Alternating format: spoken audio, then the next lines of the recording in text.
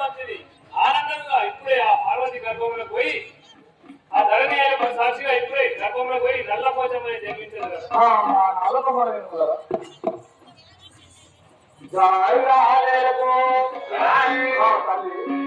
ఆ కాటిలో పార్వతి పరుడు, ఆ తరువాత ఆ కాటిని తెల్లాచి నీవు నల్లపోతమై జన్మించవాలి. ఈ లోకమందు ప్రీతి వహించుకున్నాడు.